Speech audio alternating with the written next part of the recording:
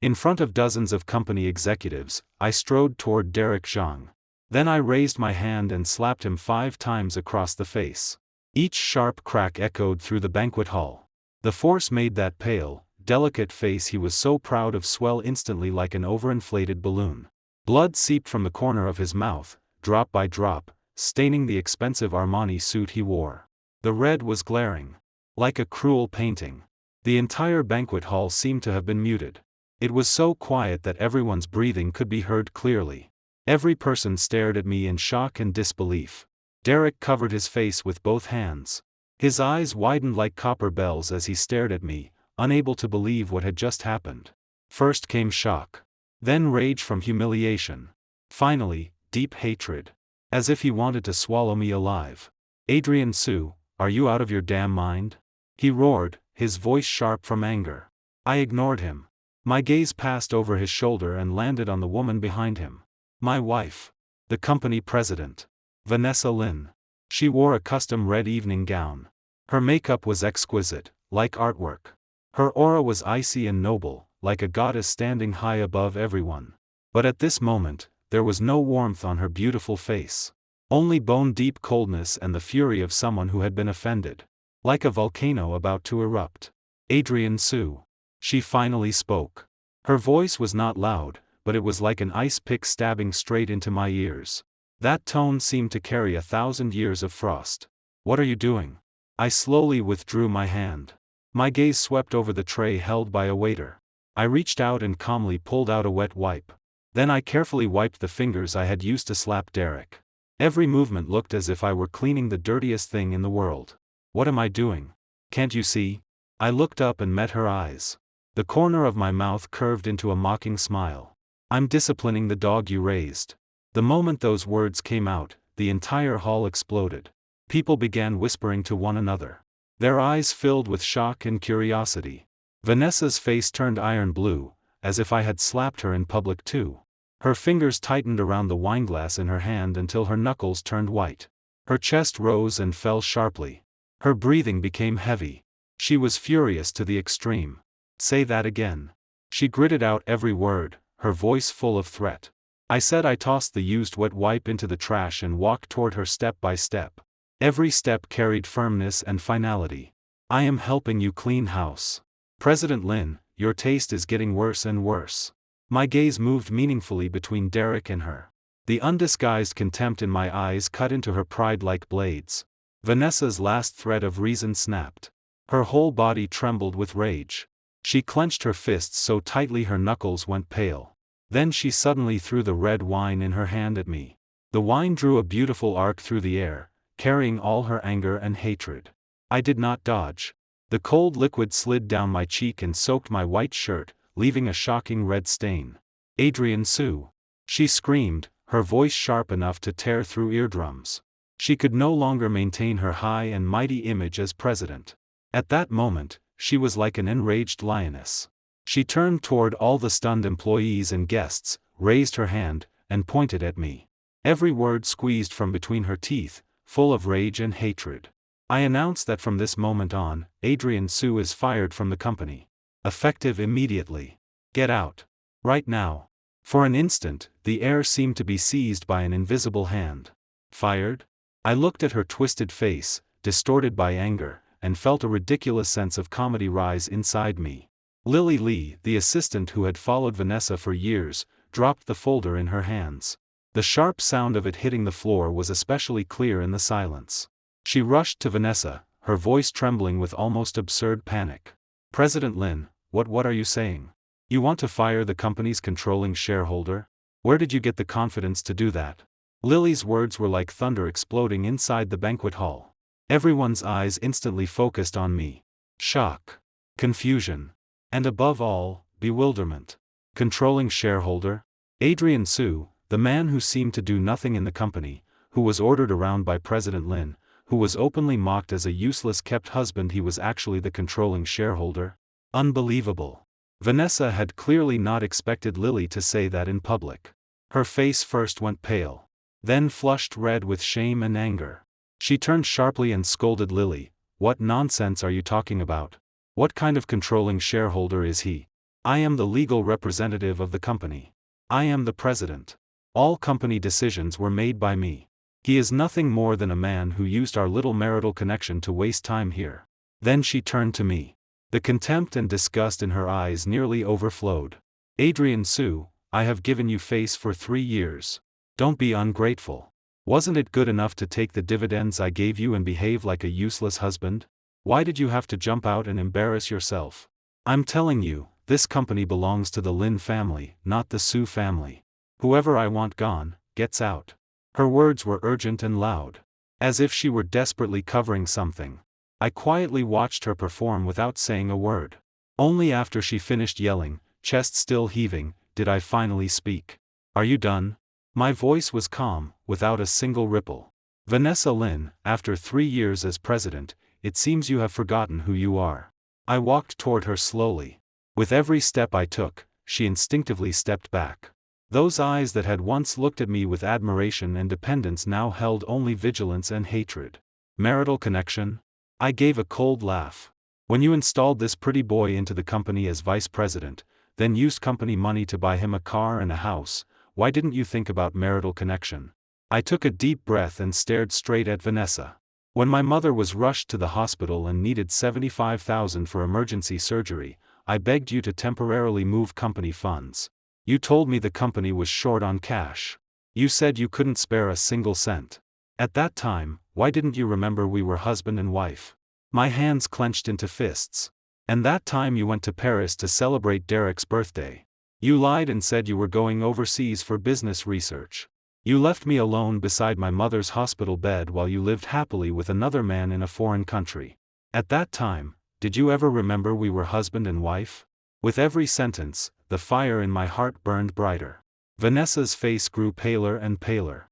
Her lips trembled as if she wanted to say something. But not a single word came out. The originally silent crowd began whispering. People first looked shocked. Then slowly, realization appeared on their faces. Soon, whispers spread across the banquet hall. The way everyone looked at Vanessa and Derek gradually turned playful and contemptuous. You're slandering me. Vanessa finally found her voice. She planted her hands on her hips, but her voice shook. Adrian Sue, you are jealous. You're jealous that I am more capable than you. Jealous that I brought the company to a new height. You can't stand seeing me succeed, so you fabricated these lies to smear me. Slander? The corner of my mouth rose slightly. It was as if I had heard the funniest joke in the world. Vanessa Lin, did you really think I was wasting time for these 3 years? I stopped looking at her and turned toward the huge projection screen in the center of the hall. The company promotional video was still playing on a loop. I took out my phone and lightly tapped the screen. Instantly, the giant screen went black. The hall quieted again. Everyone looked toward the screen. The next second, a clear surveillance video appeared. It showed Vanessa's presidential office. Time stamp, 3 days ago, afternoon. In the video, Derek hugged Vanessa tightly from behind. Their movements were intimate and indecent. Darling, Adrian Sue is becoming more and more annoying. When are you going to settle things with him? Derek's voice spread clearly through every speaker in the banquet hall.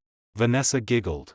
She turned gently, hooked her arms around Derek's neck, and said in a spoiled tone, "What's the rush? That loser really thinks I love him. If not for the shares in his hands, I would have kicked him away long ago. Don't worry. I already asked legal to prepare the equity transfer agreement. I'll use his mother's illness to force him. He will have no choice but to sign. Once all company shares are transferred to my name, I'll make him leave with nothing and roll out like a dog. Then the company, and I, will belong to you." The video stopped there. The entire banquet hall turned terrifyingly silent. It was as if the air had frozen. Everyone stared at the screen, unable to speak. Then their gazes moved from the screen to Vanessa and Derek in reality. Vanessa's face was white as paper, as if all blood had been drained from her. Derek's face was full of panic. His body trembled. The sheer amount of information had thrown everyone's mind into chaos. Vanessa swayed. Her legs softened, nearly unable to support her body. She slowly raised her head.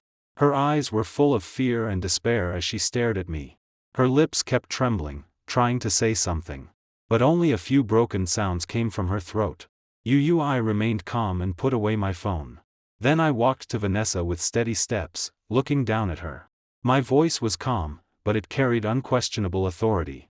Now, President Lin. Do you still think I am slandering you? Vanessa bit her lip and said nothing. She only stared at me with hatred, as if she wanted to swallow me alive. If eyes could kill, I would have been cut into pieces long ago. Unfortunately, eyes were only eyes. They could not truly hurt me.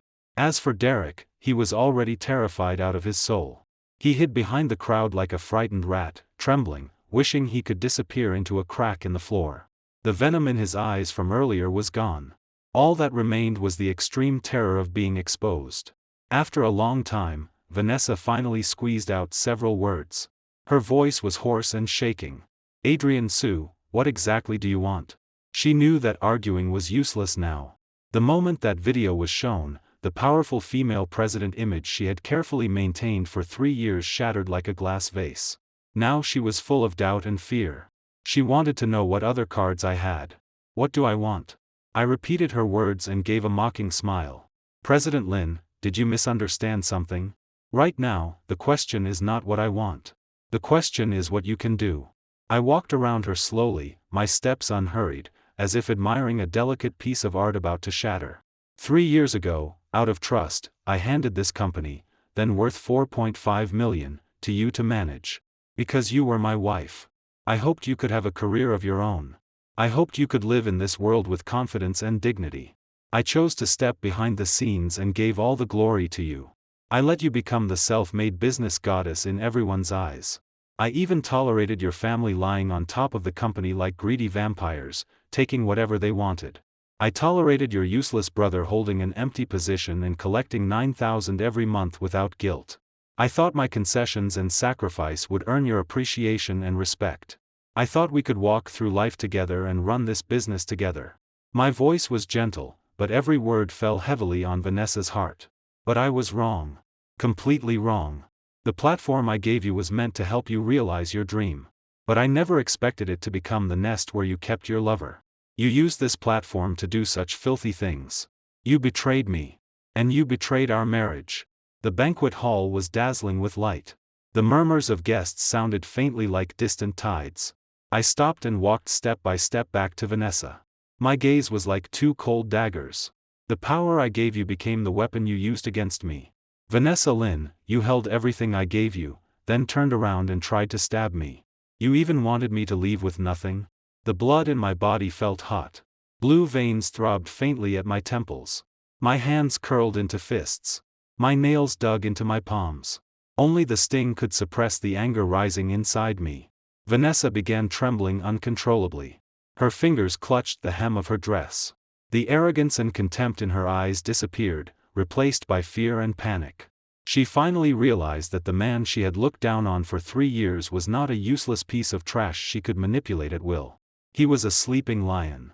For the past 3 years, he had merely been napping. And now, he was awake. So you want to take back the company? She asked tentatively, her voice shaking. There was still a trace of luck in it. In her mind, this was probably my biggest card. As long as the company still existed, she still had a chance to rise again. Take back the company? I shook my head lightly. My smile grew colder. No. No, no, no. That would be too cheap for you. I watched her face go deathly pale. My gaze seemed to pierce through her soul as I said each word clearly. I want you, your lover, and your entire family to pay for everything you have done. Not 1 cent less. After that, I no longer paid attention to her. I picked up the microphone from the table. The cold metal under my fingers helped me calm down. I took a deep breath and faced the guests. Everyone, I apologize for letting you witness such a farce. My voice spread through the speakers and reached every corner of the hall. Clear. Powerful. All conversations instantly disappeared. Every gaze focused on me. Now, as the 70% controlling shareholder of Horizon Group, I formally announced several decisions. I straightened my back. My eyes were firm. First, Vanessa Lin is removed from every position at Horizon Group, effective immediately. At the same time, all company-related assets under her name will be frozen pending audit and liquidation. With every word, I could feel Vanessa's body tremble. Her face grew paler. Her eyes filled with despair. Second, Vice President Derek Zhang is terminated. We will report him to the police on suspicion of occupational embezzlement and misappropriation of company funds. If there are lawyers among our guests tonight, please be a witness. As soon as my voice fell, Derek's legs gave out. He collapsed to the floor. His face was bloodless. Cold sweat covered his forehead. His eyes were full of terror. Third, the group's legal department will immediately investigate Vanessa Lin's brother, Wesley Lin, and every other Lin family member who held ghost positions and collected salaries from the company. All improper gains must be returned within 3 days. Otherwise, they will all be handled as embezzlement of company assets. With each announcement, Vanessa's face paled another shade. By the time I finished the third, she was almost collapsing, supported only by Lily. The banquet hall was extremely quiet. Only faint breathing and Vanessa's weak sobs could be heard. I put down the microphone. My gaze swept over the entire hall. A sense of release I had never felt before surged through me. Those who once looked down on me now looked at me with awe.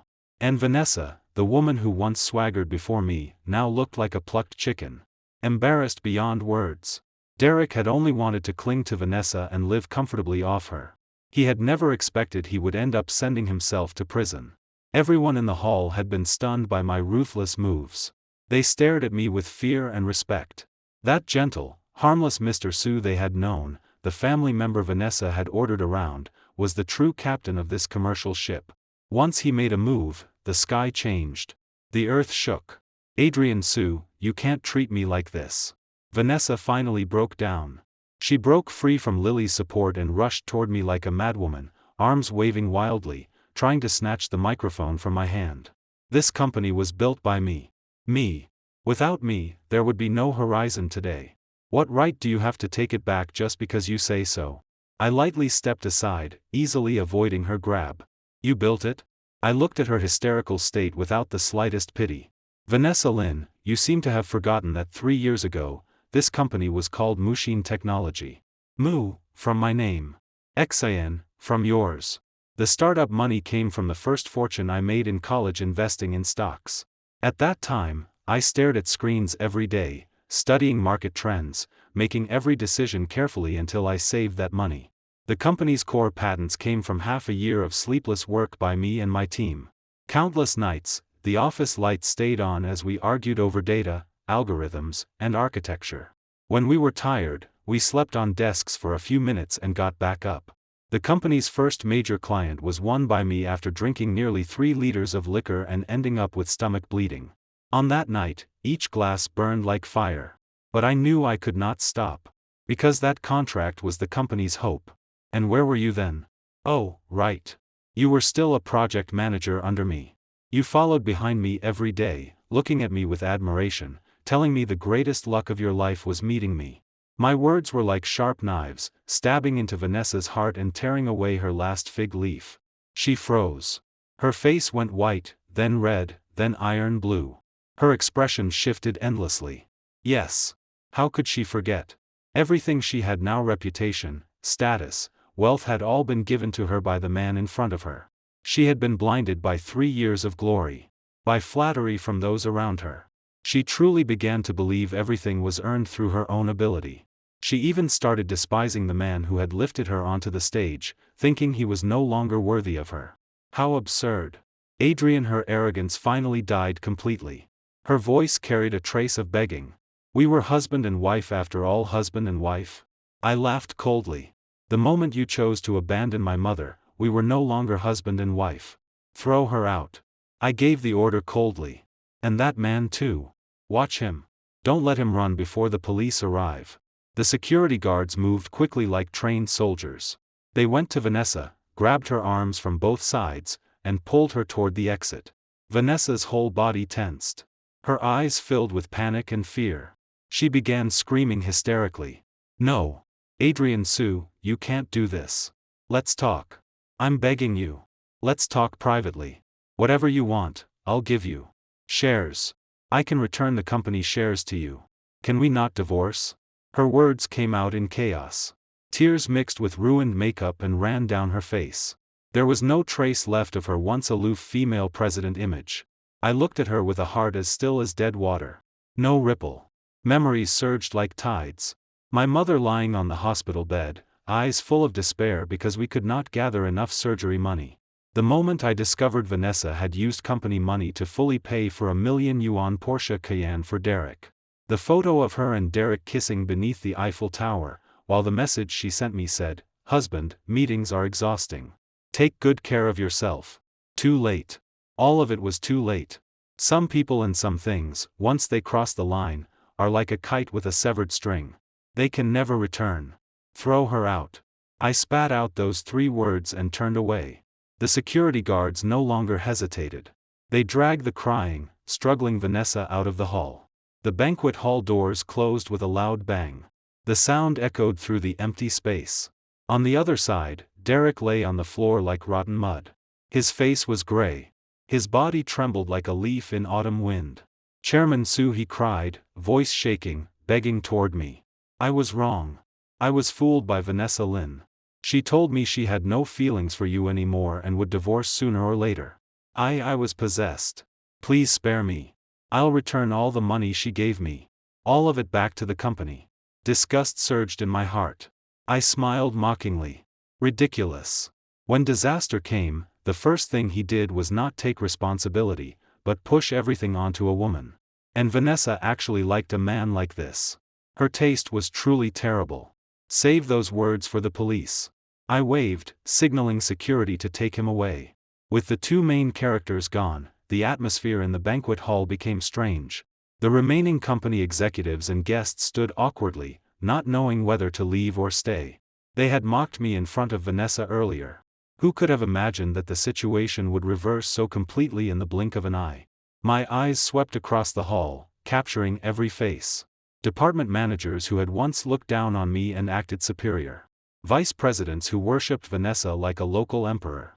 Lin family relatives who used their connection to run wild inside the company like parasites. Now, all of them had lowered their heads, avoiding my gaze. I could see panic on their faces. Fine sweat on their foreheads. Slight trembling in their bodies. "Lily." I called softly. Lily, who had been standing quietly behind me, immediately stepped forward. "Chairman Su, I'm here. Go call Manager Wang from HR. "Yes." She turned and left quickly. Before long, a balding middle-aged man in his 40s ran over in panic. He was out of breath. Sweat rolled from his forehead and soaked his collar. He was Hank Wang, HR manager. Also Vanessa's cousin. He had always been arrogant and overbearing in the company, and he had made things difficult for me more than once. Chairman Su. Manager Wang forced out a smile uglier than crying. His waist bent nearly 90 degrees. You wanted to see me?" I picked up a glass of champagne and lightly smelled it. Then I swirled the golden liquid in the glass. "Manager Wang, I remember you. Last month, when my mother was hospitalized, I applied to advance 3 months of salary for emergency use. What did you say at the time?" His face instantly turned pale. Cold sweat rolled down his forehead like broken beads. Of course he remembered. At that time, he had crossed his legs, full of disdain, thrown my application into the trash without even looking, and sneered, "The company has rules. Even the president's family can't receive special treatment. Besides, you're a grown man who does nothing all day and lives off his wife. Now you even want the company to pay your mother's medical fees? Do you have no shame?" That ugly face remained clear in my memory. Manager Wang's lips trembled, but he could not speak. "You can't remember?" I took a sip of champagne. My tone was flat, yet cold. "It's fine. I remember for you. Lily. I'm here. Notify finance immediately. Suspend all of Manager Wang's salary and bonuses. Also, have the audit department investigate every recruitment process and reimbursement account in HR over the past several years. I suspect someone abused their authority to install relatives, falsify expenses, and pocket money. Tell them to check every entry. If any issue is found, transfer everything directly to the judicial authorities." The moment I finished speaking, Manager Wang's legs gave out. He dropped to his knees with a thud. He hugged my leg tightly, crying and begging. Chairman Su, I was wrong. I was blind. I looked down on the wrong person. Please be magnanimous. Please give me one more chance. I promise I'll never dare again. His ugly display drew complicated gazes from everyone around him. Some pitied him. But most thought he deserved it. Hank Wong had relied on being Vanessa's relative to run wild inside the company. He had offended far too many people. Seeing him end up like this, many people secretly cheered. Disgust rose inside me. I frowned. My throat felt tight from anger, and my breathing grew heavy. My fists clenched unconsciously. Then I kicked him away. Chance? I gave you a chance long ago. I gave Vanessa a chance too. You were the ones who refused to cherish it. You threw it away with your own hands. Now, the game is over. I set the champagne glass heavily on the table.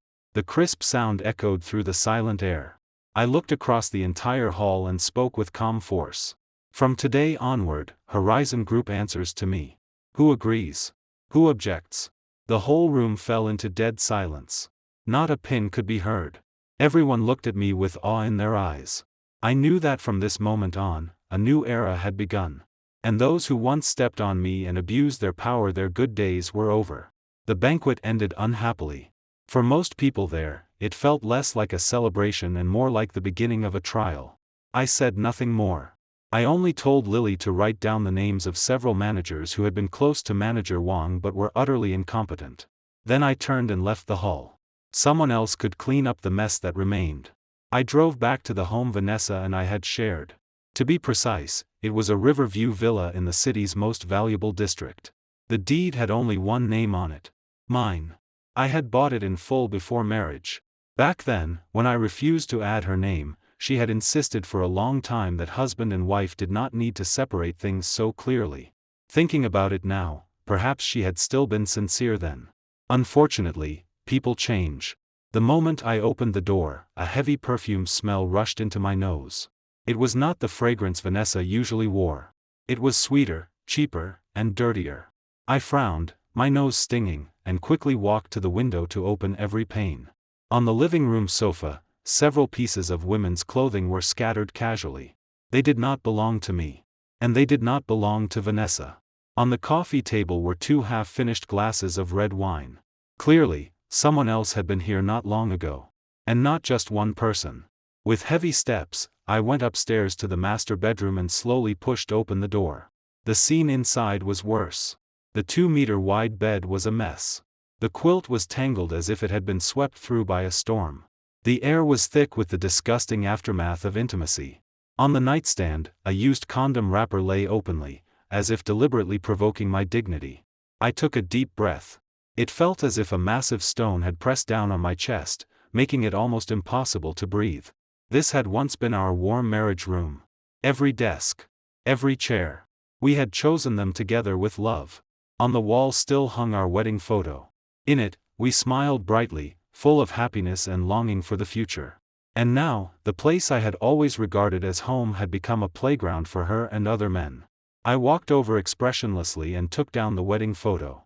In the picture, Vanessa leaned in my arms, smiling like a flower. For one moment, sweet memories rushed up like a tide. Then reality crushed them ruthlessly.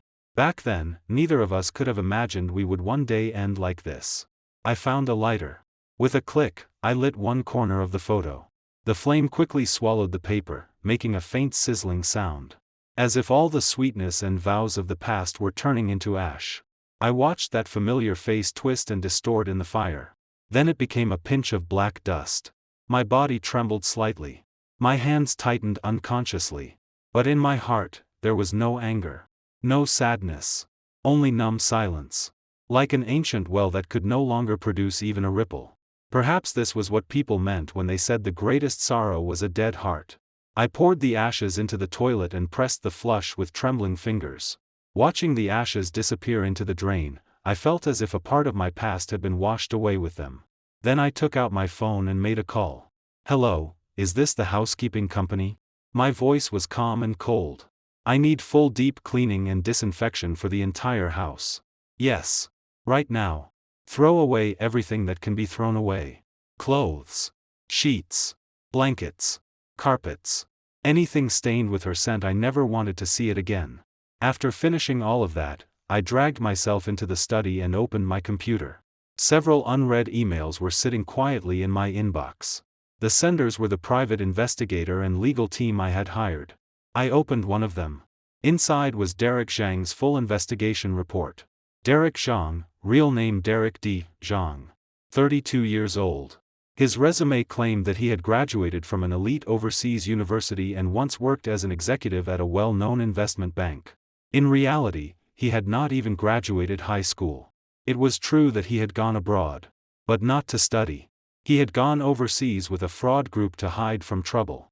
The so-called investment bank executive experience was completely fabricated. His only specialties were a decent-looking face and a mouth capable of making a dead man sound alive. He specialized in high-end clubs and business drinking events, targeting successful women like Vanessa, women who were accomplished but emotionally empty. Then he used a carefully crafted persona and sweet talk to make them willingly spend money on him. Vanessa was only one of his many prey. Even while he was with Vanessa, he maintained unclear relationships with several other wealthy women. Attached to the email were more than a dozen disgusting photos. Derek had his arms around different women, entering and leaving hotels and private clubs with intimate gestures and vulgar smiles. I stared at those photos with no expression. Then I saved them one by one. Every click felt like the tolling of a funeral bell for certain people's fate. Then I opened another email. This was the ironclad evidence my legal team had organized based on the clues I provided. Over the past 3 years, Vanessa had abused her authority to funnel benefits to her family companies. Transfer records. Fake contracts. Illegal operations. Every item was clear and undeniable. Every piece of evidence was enough to throw her into an abyss she could never climb out of. She thought everything she had done was flawless. She thought I was a useless man who knew nothing about company affairs and only knew how to eat, drink, and waste time. But she did not know that from the moment I decided to hand power to her and let her stand on stage, I had planted countless backup plans. The chief financial officer of the company was my college senior. He was loyal to me. All these years, he had silently protected me in the company's financial system. The head of the legal department had been promoted by me personally. He owed me a tremendous favor and had always built a strong legal firewall for me. And there were many old employees who had followed me since the days of machine technology. They might temporarily submit to Vanessa's intimidation.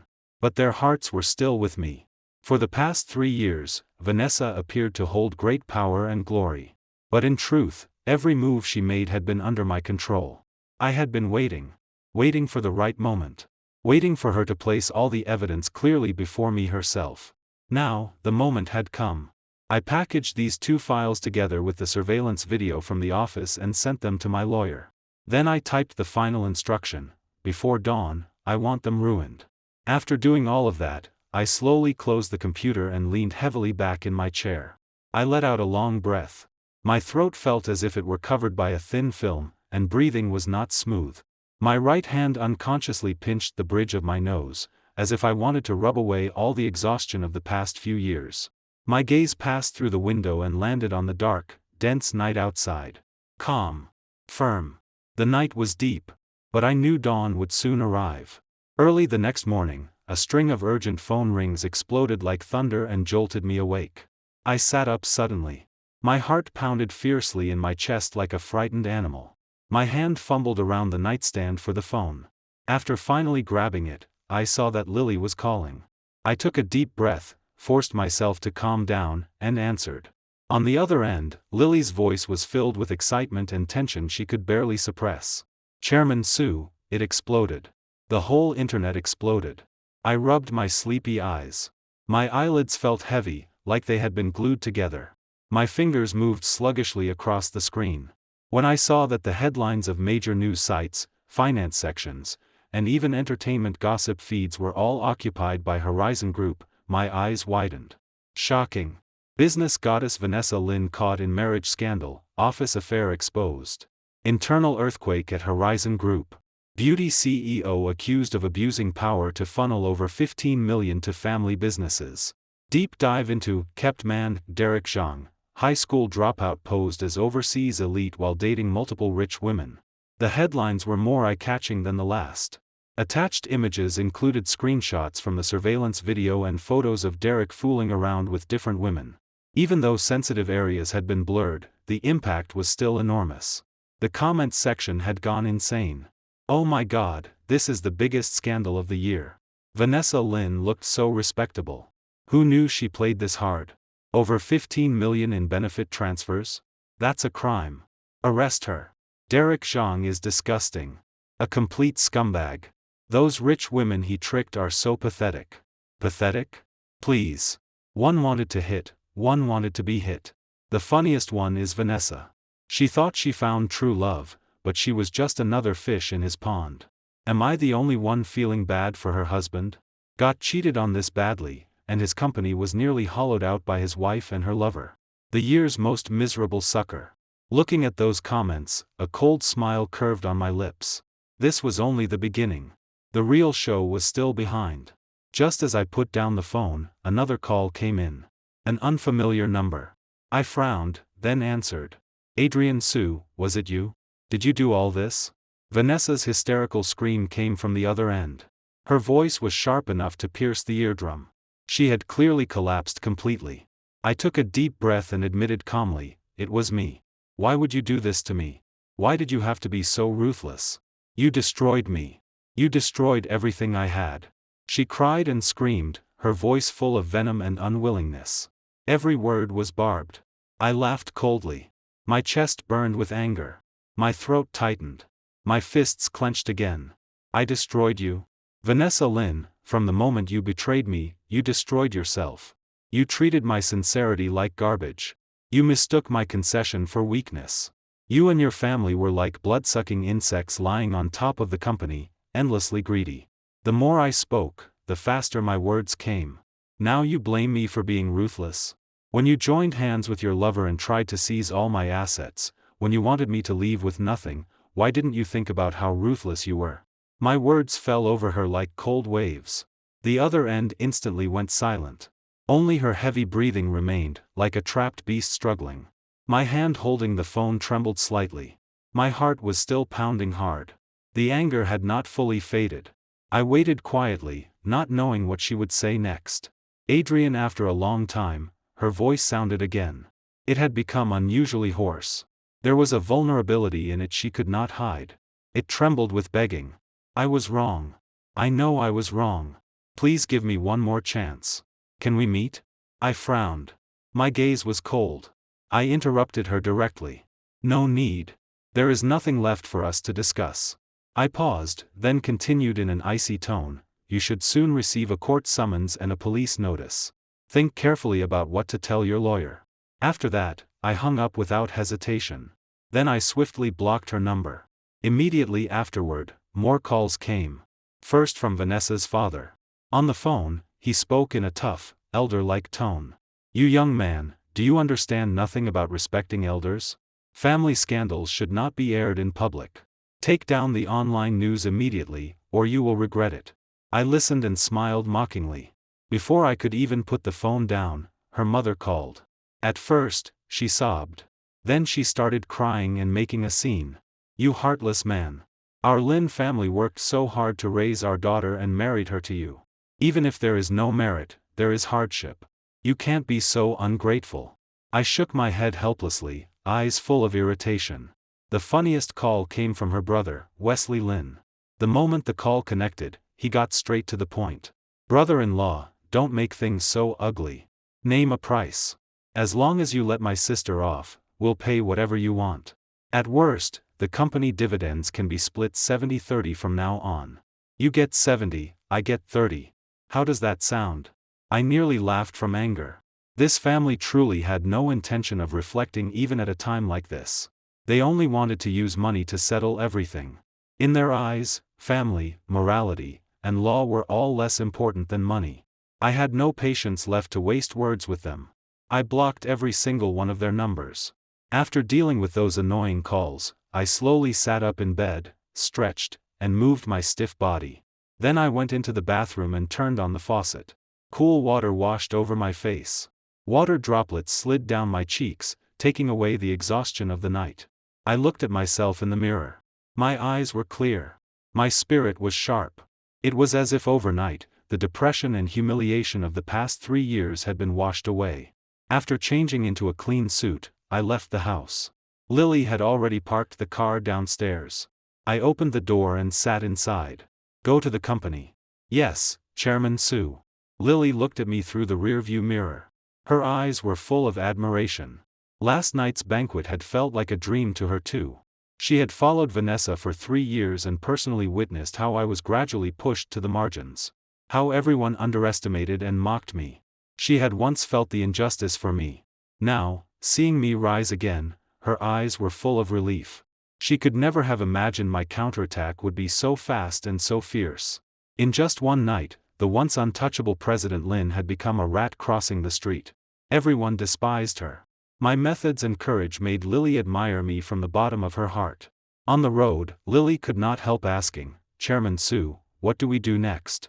I looked out at the passing city streets and spoke calmly. Set things right. Clear out the parasites in the company. Put the company back on track. As for those who owe me, I will make them repay everything with interest. After the company began returning to order, I pushed forward reforms aggressively. The first move was personnel. Vanessa's cousin, HR manager Hank Wong, was the first person I fired. The audit department soon found that over the past 3 years, he had used his authority to arrange more than 20 relatives and friends into positions despite them failing company hiring standards. He had also been involved in ghost salaries and false expense claims. The amount involved reached $450,000.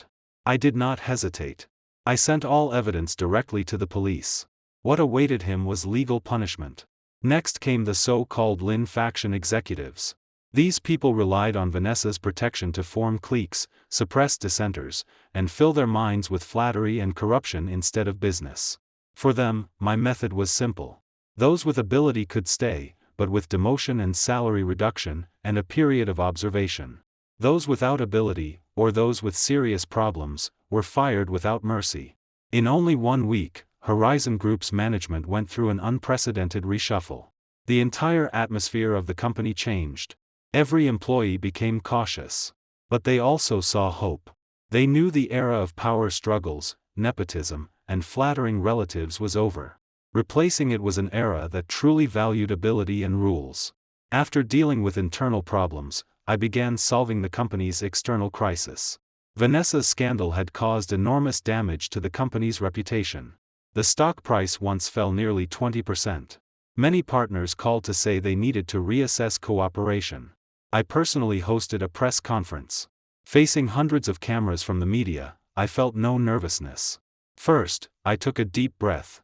Then I stood tall and apologized sincerely on behalf of the company for the personal misconduct of former President Vanessa Lin.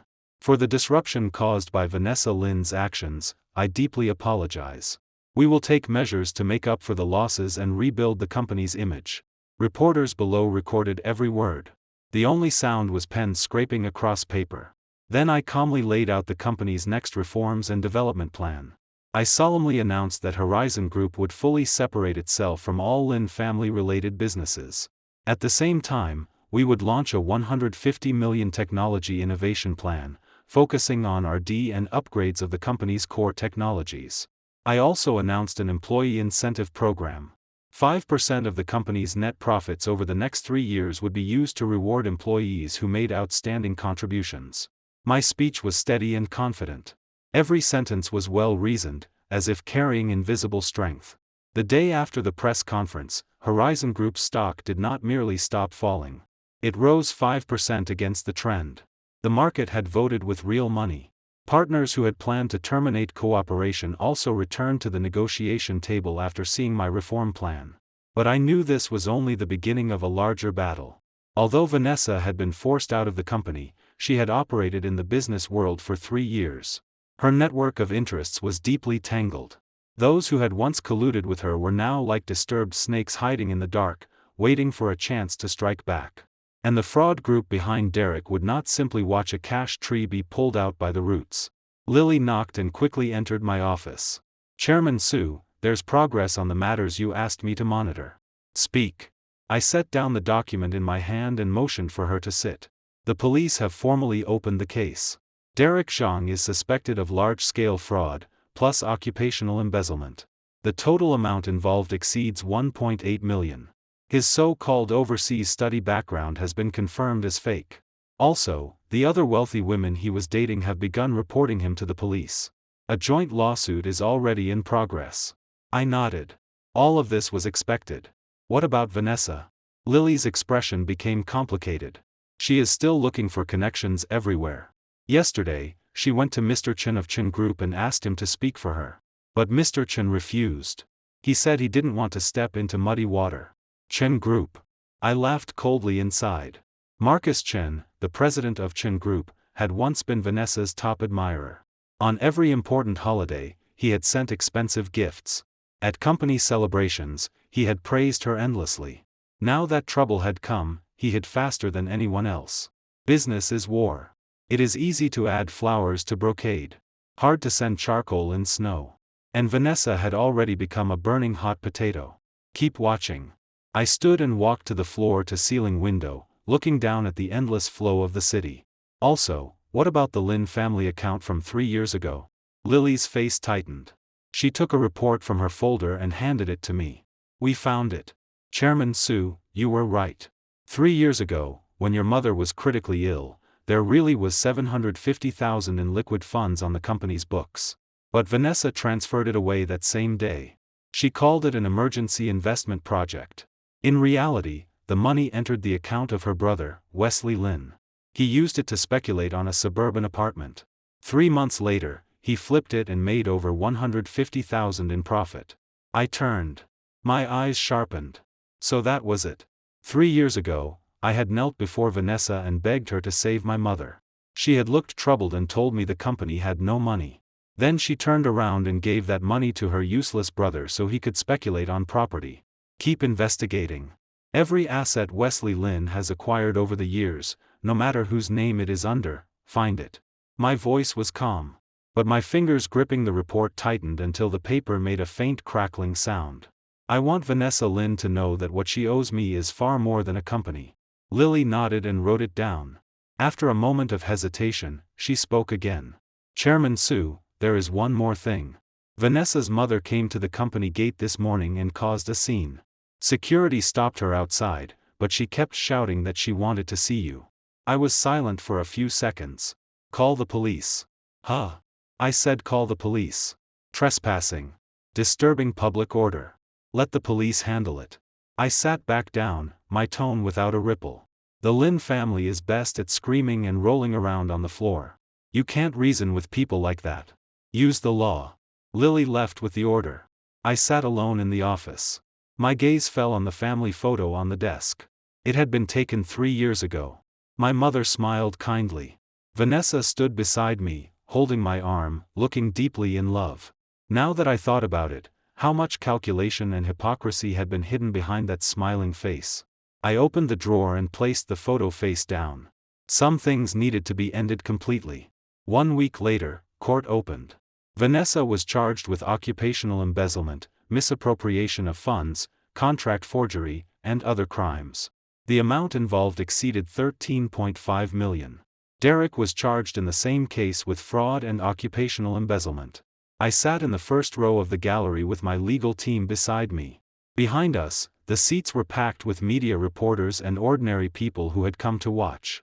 After all, a story like Business Goddess cheats with fraudster, joins hands to hollow out company, then gets destroyed by husband was top-tier gossip anywhere. On the defendant's bench, Vanessa wore a plain gray jacket. Her hair was tied casually behind her head. Her face was yellowish. Her eyes were sunken. In only 2 weeks, she looked 10 years older. The once exquisite and powerful female president now looked as humble as a withered leaf blown down by the wind. Derek sat beside her, hands cuffed to the table. His head hung low. His whole body seemed to have lost its skeleton. When the trial began, the prosecution read out the evidence one item at a time. Transfer records. Fake contracts. Surveillance video. Each piece was presented in court. The gallery repeatedly drew in sharp breaths. Defendant Vanessa Lin, do you have anything to say about the evidence above? The judge's gaze was solemn. Vanessa slowly raised her head. Her empty eyes swept across the courtroom and finally stopped on me. At that moment, countless emotions flashed through her eyes.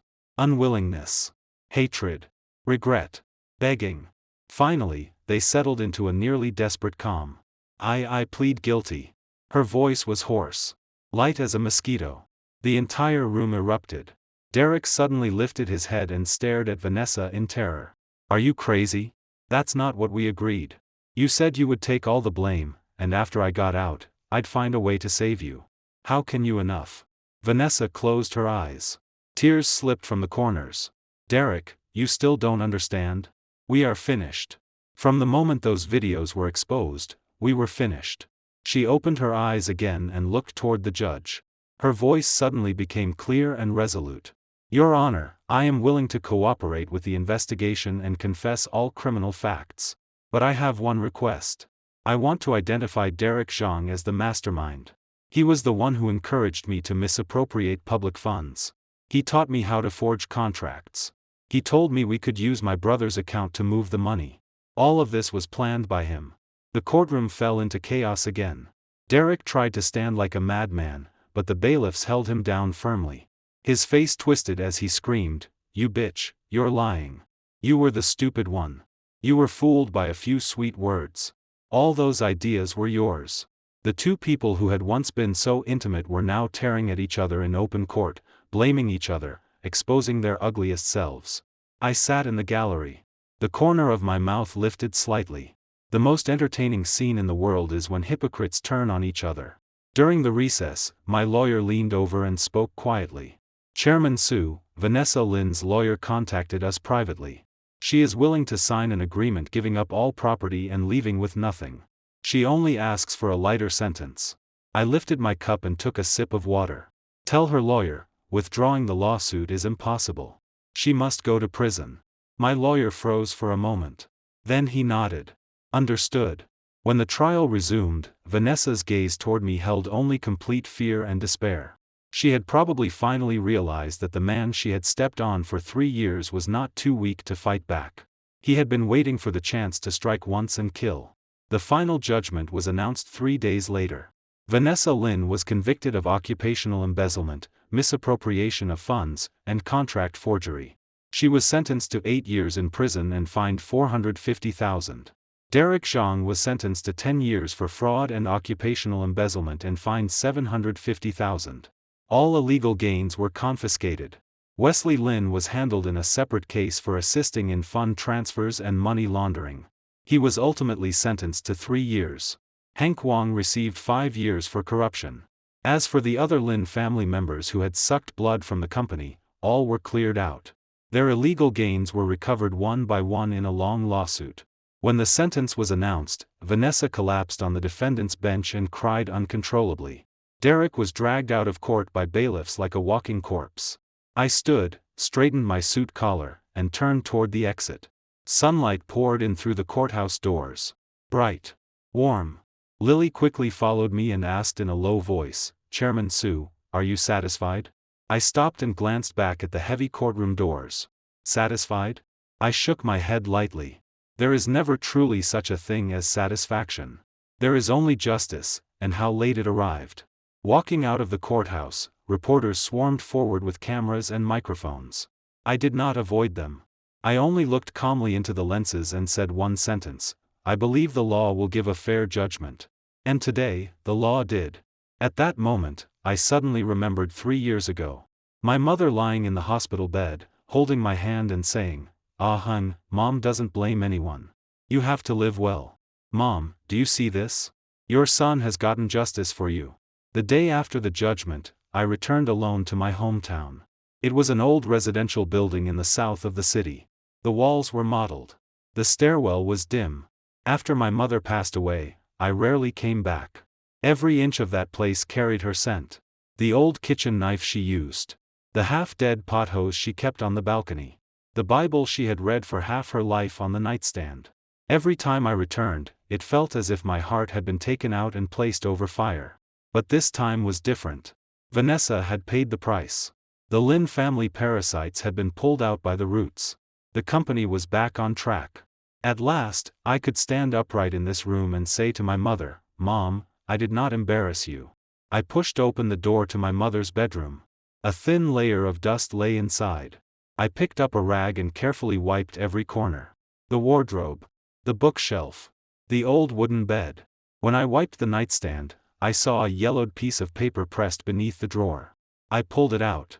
It was my mother's handwriting. The characters were shaky. Clearly, she had written it when her health was already poor. Mom knows my body cannot hold on much longer. Before I go, there are some things I have always wanted to tell you, but I was afraid saying them would make you suffer. When Vanessa married into our family, I was happy. But later, the way she looked at you changed. Mom could tell. Mom isn't blind. I once saw her privately meeting that young man named Zhang. That afternoon, I went to the market to buy vegetables.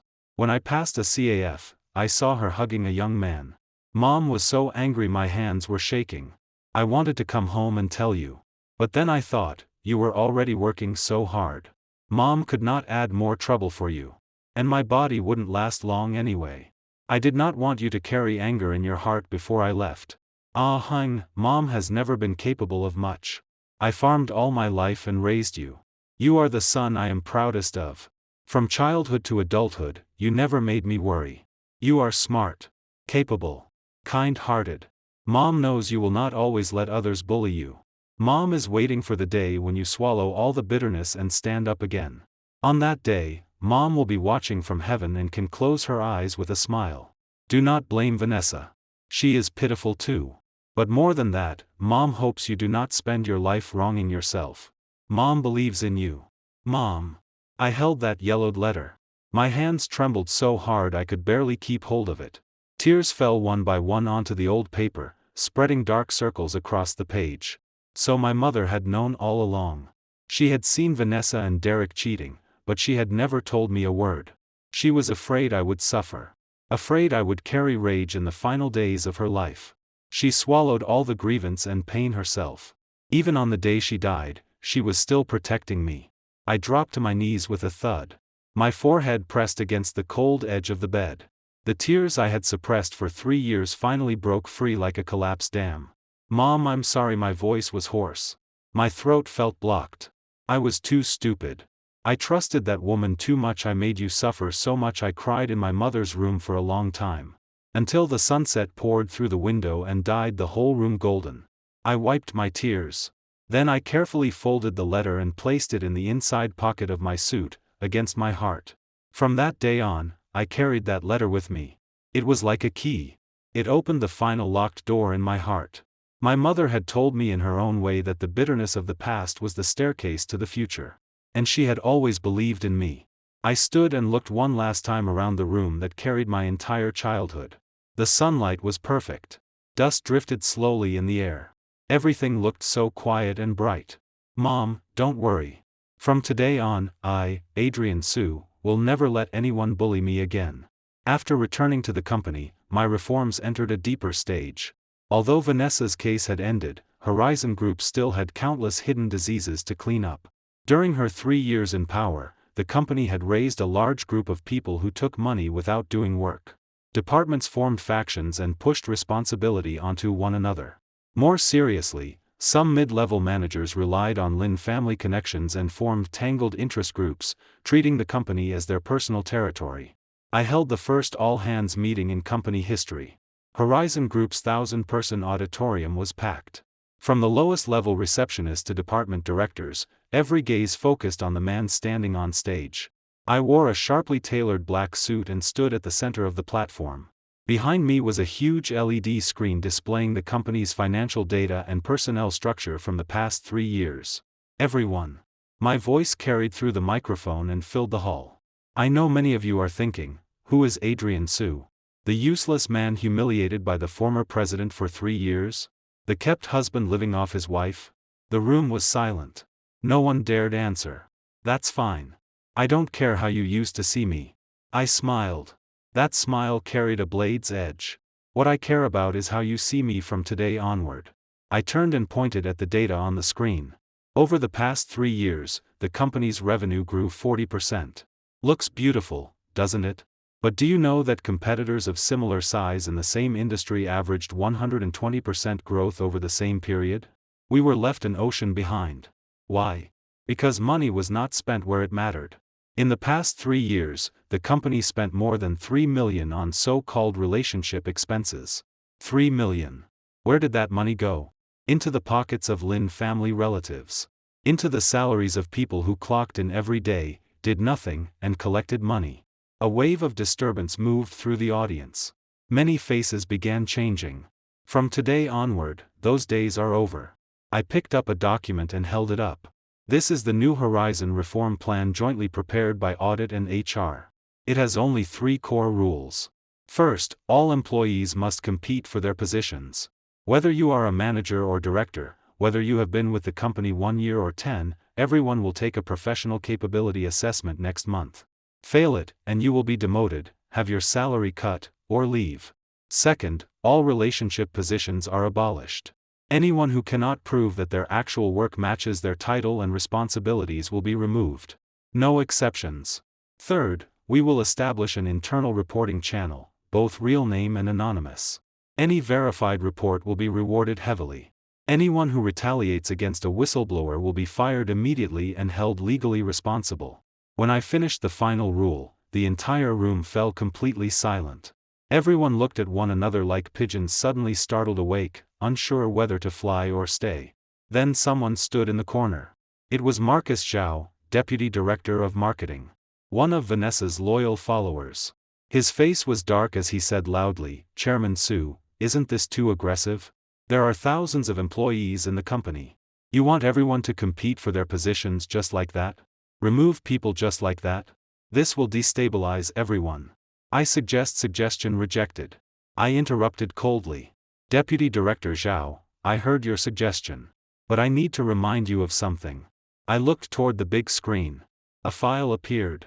In the past 3 years, the marketing department carried out 17 major marketing projects with a total budget exceeding 7.5 million. But the return on investment was only 2/3 of the industry average. And you, as the main project owner, reimbursed 705,000 in business entertainment expenses over 3 years. An average of 4,500 every week. Deputy Director Zhao, may I ask who exactly you were entertaining every day? Marcus Zhao's face turned pale. His lips trembled, but he could not speak. Audit will speak with you separately about your issues. I stopped looking at him and swept my gaze across the room. Anyone else have objections? No one dared speak again. Several mid-level managers who had been close to Vanessa lowered their heads, wishing they could shrink themselves invisible. I looked around the hall and took in every expression. Some were shocked. Some were afraid. But in many eyes, I saw a faint spark. The expectation for fairness and hope. One final sentence. I eased my breath, and my tone became a little warmer. I, Adrian Su, deal with matters, not personal grudges. If you have ability, I will never mistreat you. If you have no ability, don't blame me for being ruthless. What I want is simple. A clean, efficient, battle-ready Horizon group. Whoever can help me achieve this is my comrade. Whoever blocks the road is my enemy. Applause began from the front row. Then it spread like falling dominoes. In moments, thunderous applause filled the auditorium and lasted for a long time. Standing below the stage, Lily's eyes reddened. She quietly wiped the corner of her eye and whispered to the colleague beside her, "Do you know? I see hope." The reforms continued for nearly 2 months and produced clear results. The company removed 15% of low-efficiency personnel. At the same time, we brought in more than 30 truly capable core talents from outside. The organizational structure was greatly simplified.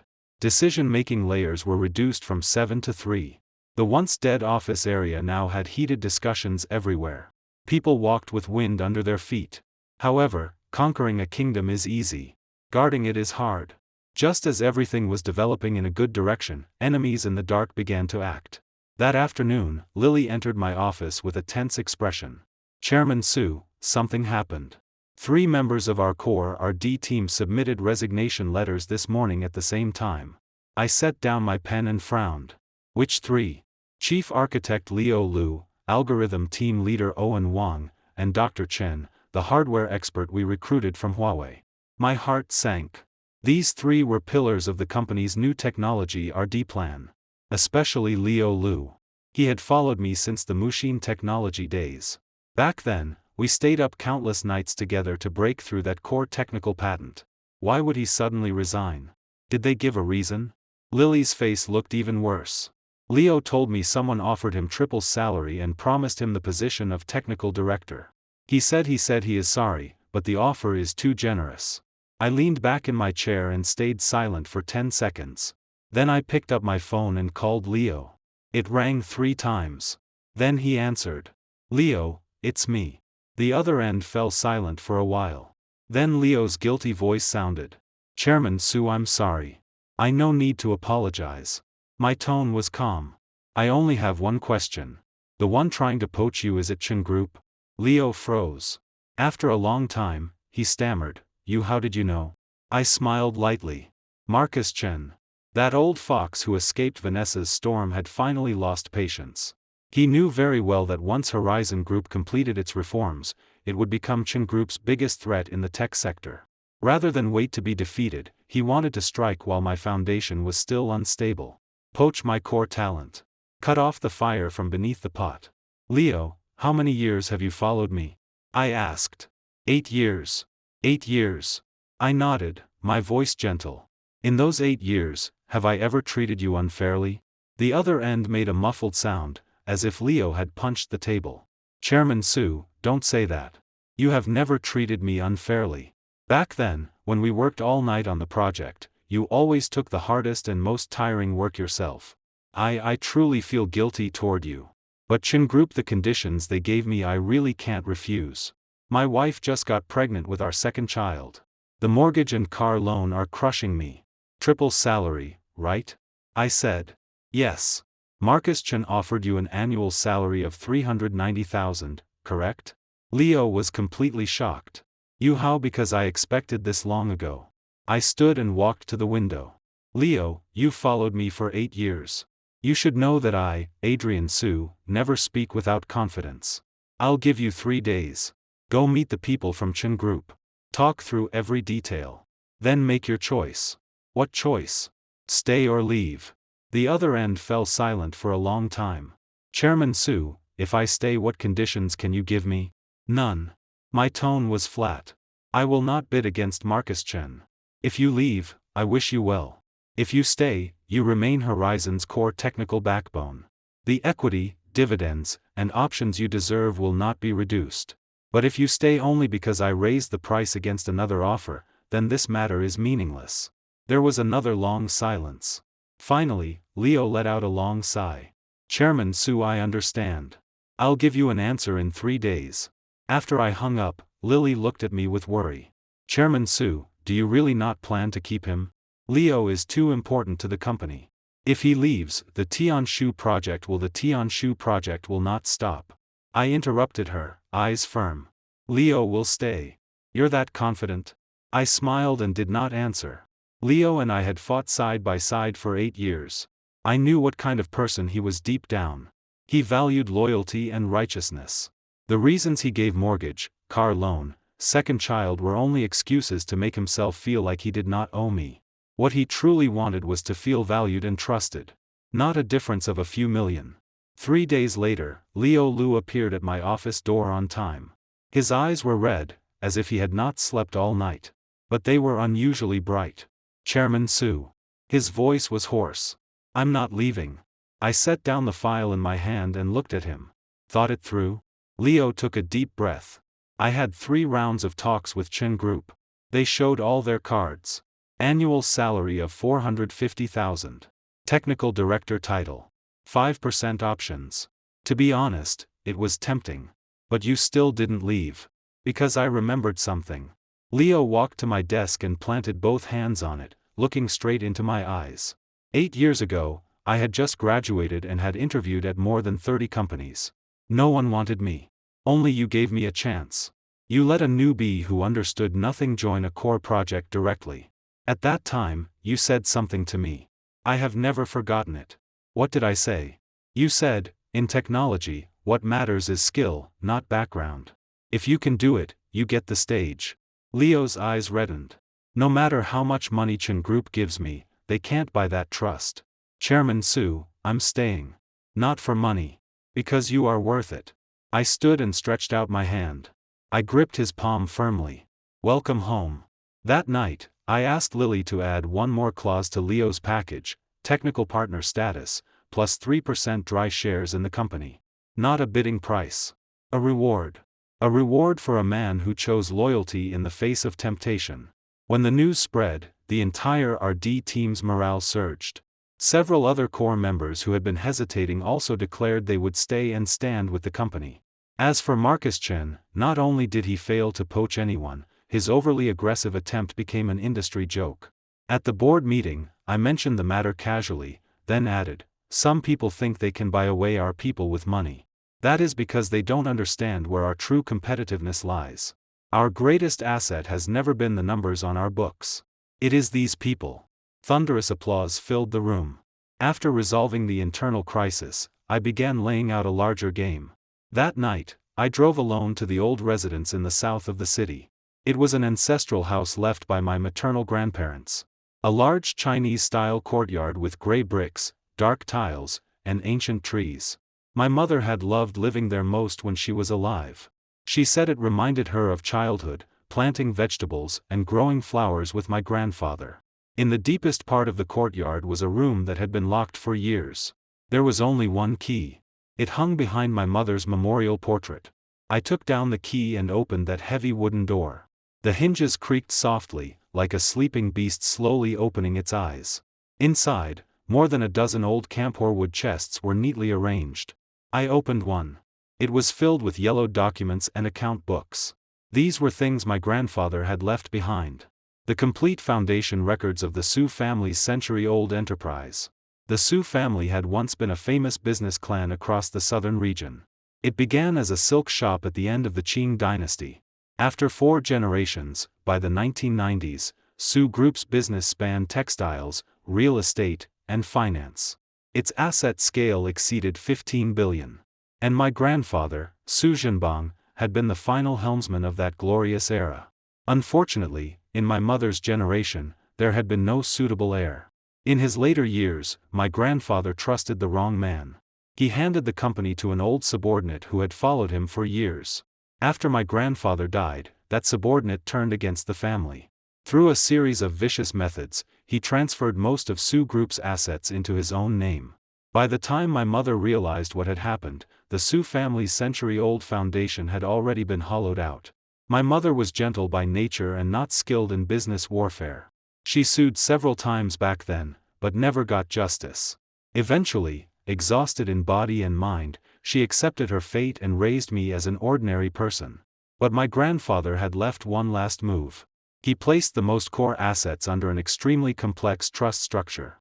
The key to unlocking those trusts was a document requiring signatures from 3 generations of direct descendants. Back then, my mother had been alone and could not meet the conditions. But now things were different. I was the only male descendant of the 3rd generation of the Su family. My father had passed away, but the full signing conditions of that document could now be completed by me alone. I crouched on the floor and flipped through the old documents page by page. When I reached the final page, my hand stopped. It was an equity transfer document. It clearly stated that Su Group's original 47% stake in East China United Trust had been transferred at an extremely low price to the descendant of that trader. But hidden inside the transfer terms was an additional clause. If direct descendants of the original holder requested repurchase within 30 years, they would have priority to buy back the stake at the book value of that time. 30 years. There were still 2 years before the deadline. East China United Trust had now become a giant of the southern financial world. That 47% stake, valued by today's market, exceeded 30 billion. I slowly closed the document and let out a long breath. Grandfather, you left too early and did not get to personally punish those faithless people. But now, your grandson is back. The next day, I began meeting lawyers, accountants, and asset advisors intensively. At the same time, through special channels, I sent a letter to the descendant of the man who had betrayed the Su family. There was only one sentence in the letter: in 2 years, an old friend of the Su family will visit. Please prepare to return what you borrowed. 3 days later, I received a reply. The wording was polite, but faintly uneasy. The other party tactfully expressed the hope of arranging a face-to-face discussion and specifically mentioned that we are all respectable people and can talk things through. I tossed the reply directly into the shredder. Respectable? When you hollowed out the Su family back then, you did not talk about being respectable. The next half-year became the busiest and most fulfilling period of my life. Horizon Group completed all internal reforms. Revenue and profits doubled. The Tianshu Technology R&D project I personally led achieved a breakthrough, winning 3 international patents and causing a major stir in the industry. At the same time, in my personal name, I founded Su Capital and began systematic asset integration and investment layout. I promoted Lily to vice president of Su Capital. She was so excited she almost cried on the spot, saying she had never dreamed in this life that she would one day sit in such a position. In the shadows, I kept advancing the 30 billion equity repurchase. The process was extremely complex. It involved dozens of legal entities and hundreds of contracts. Legal fees alone cost nearly 1.5 million. But I personally checked every step and allowed no errors. Finally, in late autumn of that year, everything was ready. I once again stepped into the long-sealed old residence, holding the final version of the repurchase agreement. My grandfather's portrait hung in the center of the wall. In the photo, the old man's gaze was gentle, with a faint smile at the corner of his mouth. I placed the agreement on the offering table. Then I stepped back 2 paces and bowed 3 times respectfully. "Grandfather, please watch. I have taken back what belongs to the Su family." 1 week later, I held a grand press conference. The location was the most prestigious banquet hall downtown. It was several times more extravagant than the anniversary banquet where I had exposed Vanessa.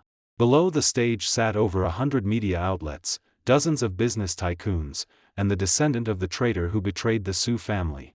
He was an elderly man with white hair and an ugly expression. His name was Walter Zhou. Now in his 70s, he had once been my grandfather's most trusted subordinate. I stood on stage.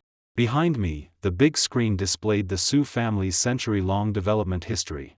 From a small silk shop at the end of the Qing dynasty, to a commercial empire at its peak, to rebirth from the ashes today. Everyone.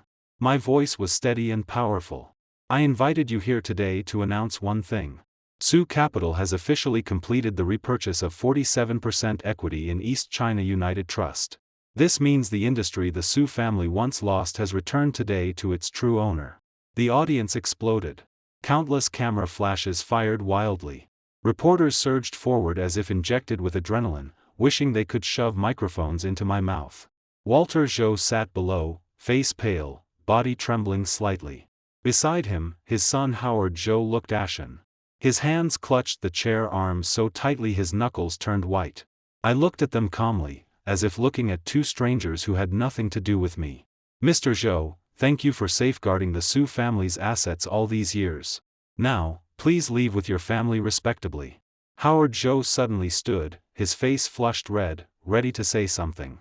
Walter Zhou grabbed him and pressed him down. The old man slowly stood. He looked at me deeply. There was anger in his eyes. Unwillingness. But eventually, everything turned into defeat. He said nothing. He turned, held his son's hand, and walked out of the venue step by step. The entire room was silent. Everyone watched the once powerful old fox leave. Then all eyes returned to me. Awe. Astonishment. The fanaticism of people realizing they had just witnessed history. Below the stage, Lily was crying from excitement. Beside her, Liu Lu had his arms crossed and was smiling like a fool. I stood on stage and watched the old man's hunched figure disappear at the door. In my heart, there was no pride. No anger. Only a peaceful sense of release. "Grandfather. Mom. Did you see it? I took back what belonged to the Su family. No conspiracy. No dirty tricks. Openly. Righteously. This battle, I won." Winter arrived.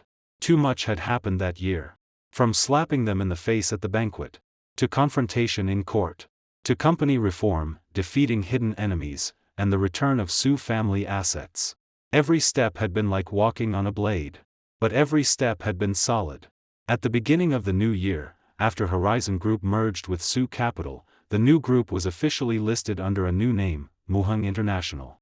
Its market value surpassed 45 billion, placing it among the top 3 in the industry. I, Adrian Su, had gone from a mocked-kept husband to the most influential young helmsman in southern business. On that day, I received a special letter. There was no name on the envelope, but I recognized the handwriting. Vanessa Lin. She had been serving her sentence for nearly a year. During that time, I had not visited her once. Nor did I want to. But after hesitating for a moment, I opened the letter. The paper was thin. The handwriting was crooked. Clearly, writing in that place was not easy. Adrian Sue, I know you will not forgive me. And I no longer hope for your forgiveness. This year, inside, I have thought about many things. I thought about when we first met. You rode a bicycle across the entire city just to buy me a bowl of sweet soup I had casually mentioned. I thought about our wedding day. You stood on stage so nervous your palms were full of sweat, but you still placed the ring steadily on my finger. When my mother came to see me, she told me you had cleared out all of my relatives from the company. But you gave each of them 3 months of severance and a recommendation letter. She said you handled it with kindness. When I heard that, I cried the whole night. You have always been that kind of person. Even when others hurt you until you were covered in wounds, you would still leave them a final shred of dignity. But I used your kindness. I treated your concessions as cowardice. I know saying sorry is useless now. But I still want to say it. I am sorry. Also, about your mother, I can never repay that in this lifetime. That was the most wrong decision I ever made. If time could turn back, I would give you that money. I would even give you my life. Live well. You deserve every good thing in this world. Vanessa Lynn. Final words. The final 2 words made my heart tighten. Final words? What was she going to do? I immediately took out my phone and called the prison administration office. Hello, I'm looking for Vanessa Lynn. I am her ex-husband. There was a long stretch of busy noise on the other end. After more than 10 seconds, a tired voice sounded. Mr. Sue? Vanessa Lynn tried to take her life last night. She was rescued. She is currently under observation in the prison hospital. The doctor says her life is not in danger, but her emotional state is unstable. I held the phone and stayed silent. Mr. Sue? Are you still there? Yes. I took a deep breath. Please take care of her. If she needs a psychiatrist, I can arrange it. After hanging up, I folded the letter again and placed it inside the drawer. Outside the window, the sunset was perfect, painting the whole office warm orange red. I had not forgiven her. I never would in this lifetime. But I would not feel happy because of her pain either. Just as my mother had written in her letter, she was pitiful too. A pitiful person blinded by greed and vanity, who ultimately sent herself into the abyss. When does revenge ever end? I had already taken back everything that belonged to me. Those who hurt me had paid the price. The rest should be left to time. I stood and walked to the floor-to-ceiling window. The outline of the city gradually blurred in the dusk. Lights from countless homes came on one after another, like a gentle sea of light. My phone rang. It was a message from Lily. Chairman Sue, don't forget tonight's celebration banquet. Leo and the others said they must drink you under the table. I smiled and replied, tell them we'll see who falls first. I put away my phone, picked up my suit jacket, and walked out of the office. The corridor was brightly lit. Every employee who passed greeted me with genuine smiles and respect in their eyes. At that moment, I knew I had finally walked through the darkest night. From now on, the sky was bright. Epilogue. Vanessa Lynn received 1 year of psychological treatment in prison. Later, because of good behavior, her sentence was reduced to 6 years. After being released, she did not return to the business world. Instead, she went to a remote mountain village primary school and became a volunteer teacher. I anonymously donated a sum of money to that school. It counted as the final farewell to that part of the past. Because of the huge amount involved in Derek Zhang's fraud case, and because he repeatedly violated prison rules and refused to obey discipline, his sentence was extended to 12 years. By the time he got out, he was already in his 40s. His once handsome face had long been worn down by time and hardship. I heard he later washed dishes in the back kitchen of a small restaurant. No one ever mentioned the ridiculous label overseas elite again. Marcus Zhao and the other corrupt executives were all handled according to law. More than 3 million in stolen funds was recovered. After the equity repurchase, the Zhou family suffered a severe blow. Zhou Enterprises eventually declared bankruptcy 2 years later. Howard Zhou tried to rise again, but everyone in the business world knew the Su family story. No one was willing to work with him. Perhaps this is what people call karma. As for me, Adrian Su, I am now chairman and CEO of Muheng International, with a net worth of more than 15 billion. But I still keep the old house in the south of the city. Every month, I go back and clean it myself. There are always fresh flowers before my mother's portrait. And that letter from her stays with me wherever I go. Many people ask me what I want most after success. I usually smile and say, nothing special. I just want to make the company better, so the people who follow me can live better lives. And when I get tired one day, I'll go back to the old house, grow flowers, tend the garden, and live like my mother did. After all, the most precious thing in this world has never been money. It is the moment when you reach a crossroads in life, look back, and realize you did not betray the person you once were, the person who gritted his teeth, cried through the pain, but never gave up. That's all for today's story. Remember to subscribe and leave a comment.